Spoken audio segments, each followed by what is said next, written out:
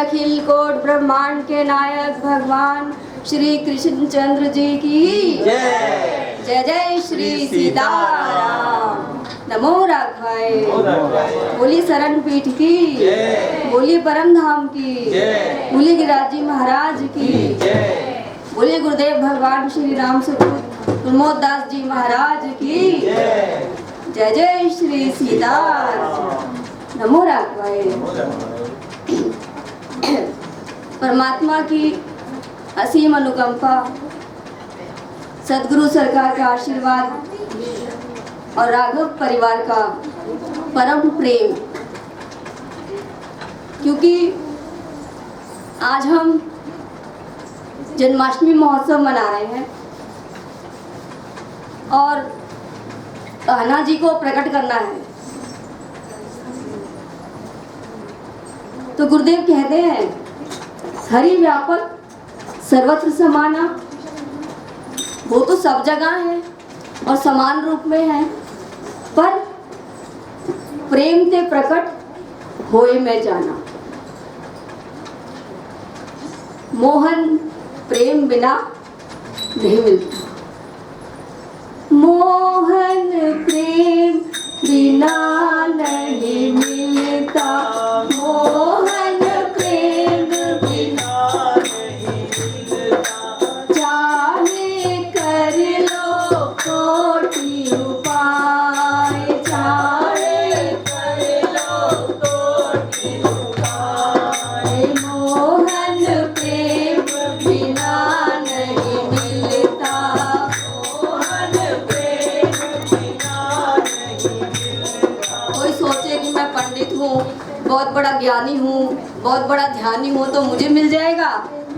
तो गाया है मिले ना पंडित को ज्ञानी को, मिले ना पंडित को ज्ञानी को, मिले ना ध्यान लगा, मोहन प्रेम बिना नहीं मिलता, मोहन प्रेम बिना नहीं मिलता, चाहे कर लो कोटि उपाय, चाहे कर लो कोटि उपाय, ढाई अक्षर प्रेम पढ़े जो, ढाई अक्षर प्रेम पढ़े जो, मोहन दरस दिखा, मोहन प्रेम बिना नहीं मिलता, चाहे करो कोटि उपाय, मोहन प्रेम बिना नहीं मिलता, चाहे कर लो कोटि उपाय। तो उनको प्रकट करने के लिए प्रेम चाहिए, और प्रेम तब तक नहीं होगा जब तक मोह नहीं जाएगा। उसी प्रयास में ये शरण पीठ लगी है, गुरुदेव भगवान लगे हैं कि किसी तरह से इनका भगवान से प्रेम हो जाए। प्रेम ही नहीं कर पाते, प्रेम को समझे ही नहीं हम आज तक कि प्रेम क्या है। प्रेम तो निस्वार्थ है, उसमें कोई स्वार्थ नहीं होता। इसलिए मानस जी में शंकर भगवान ने कहा है सुर नर मुनि सबकी ये प्रीति, स्वार्थ लाल करई सब प्रीति। तो सबका स्वार्थ है इनका, पर मोहन से प्रेम करने में कोई स्वार्थ नहीं है। जब कोई स्वार्थ ही नहीं होगा तब आप उस सीढ़ी पर चढ़ जाएंगे। मीरा जी चढ़ी सूली ऊपर सेज पिया, किस विध मिलना होई। और मीरा की कीर तभी मिट सकती है जब वैद सावरिया हो। तो गुरुवर ने बहुत सुंदर कही थी कि आज डॉक्टर हो गए हैं, पहले वैद होते थे।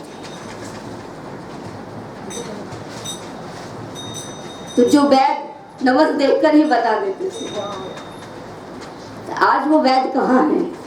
आज तो पहले टेस्ट कराए जाते हैं तब बीमारी पकड़ी जाती है, वो तो देखकर ही बता देते थे। सदगुरु वैद वचन विश्वास, संयम ये ना विषय के आशा। हम संयम कर ही नहीं पा रहे, तभी तो ठीक नहीं हो पा रहे। ये सबकी बात है। अगर हम संयम कर ले जैसा वैद्य बताए तो हमारी भी पीड़ा मिट जाएगी। तो कंस के कारागार में कन्हैया जी ने प्रकट होना है। देवकी मैया और वसुदेव जी माध्यम बन रहे हैं हमारे कृष्णचंद्र जी को लाने की।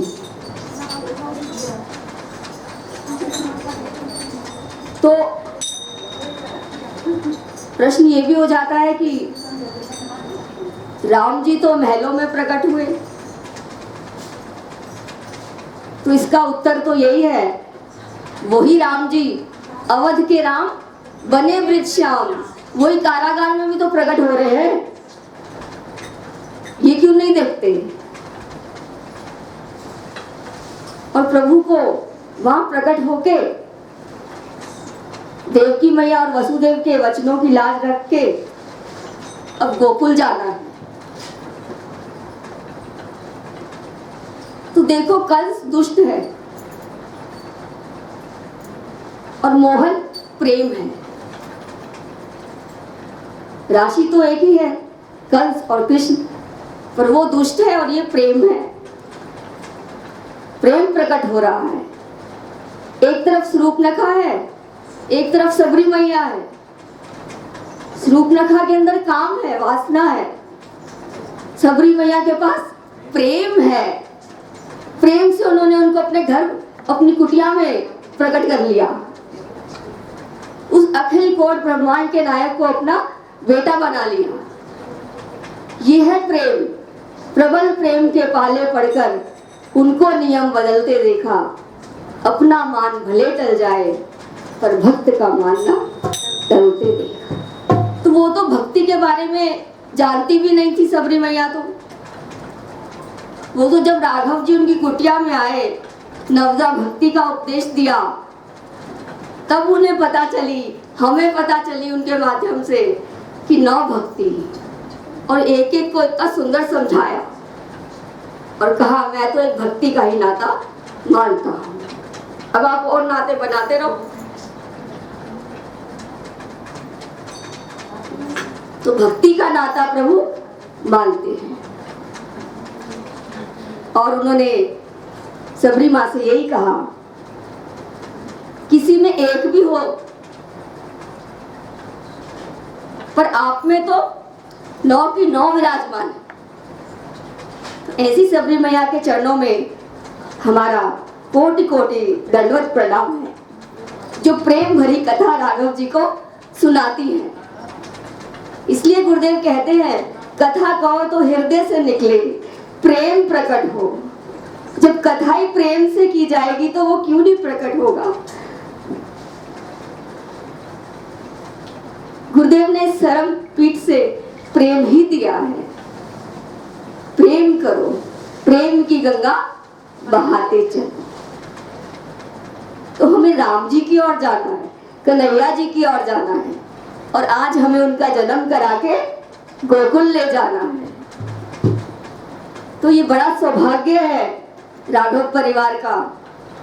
और आज तो बहुत ही सुंदर सुंदर प्रभु ने व्यवस्था की है, आप झलकियां देखते रहिएगा। तो एक बार मेरे गुरुवर जी की रचना है, उसी में पूरा जन्म महोत्सव आ जाता है, उसे गा लेते हैं, फिर आप आगे की व्यवस्था देखिए प्रभु की। कारागार में देवकी जी और वसुदेव जी के सामने चतुर्भुज रूप में भगवान प्रकट हो जाते हैं। अब चतुर्भुज रूप में प्रकट होंगे, जैसे कौशल्या माँ ने कहा, अब आप छोटे हो जाओ, कौन मानेगा कि मेरे घर में बालक आया है। तो यहाँ भी कन्हैया जी को अपना शिशु रूप लेना हुआ। कारागार में प्रकट हुए और उन्हें देखकर तो अब किसी को छोड़ने का जी करेगा। अब जाना तो उन्होंने गोकुल में है और वो कह भी रहे हैं मुझे गोकुल ले चलो। देवकी मैया कह रही है कैसे छोड़ूं उन्हें। तो इतने सुंदर मुखड़े वाले हमारे कन्हैया सरकार को कौन छोड़ देगा। ये तो लीला है प्रभु की, इसलिए उनको गोकुल जाना है। तो एक बार गा ले। बड़ो सुंदर में श्याम जी को मुखड़ा, बड़ो सुंदर मेरे श्याम जी को मुखड़ा, बड़ो सुंदर मेरे श्याम जी को मुखड़ा, बड़ो सुंदर मेरे श्याम जी को मुखड़ा। यह देखन दे, यह सुमिरन दे, सुमिरन दे।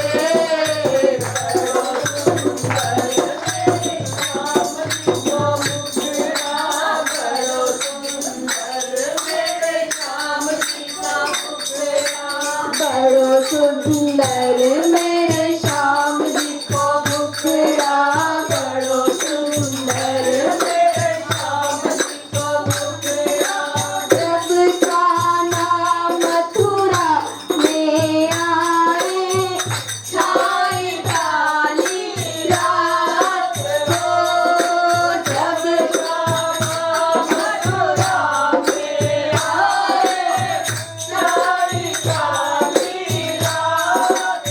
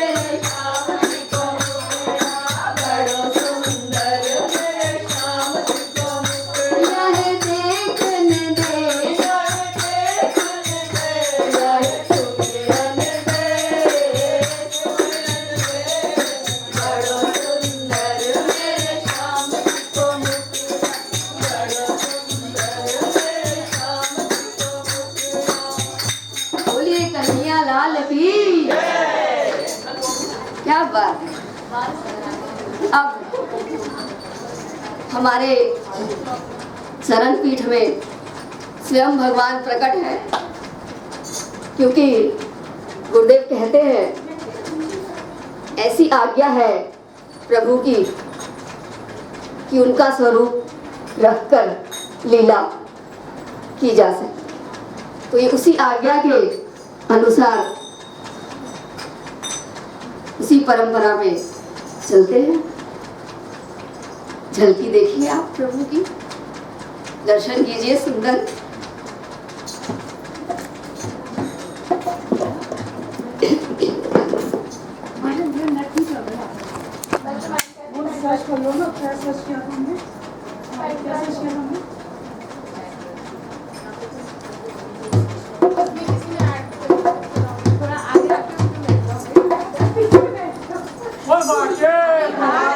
हाल की जय,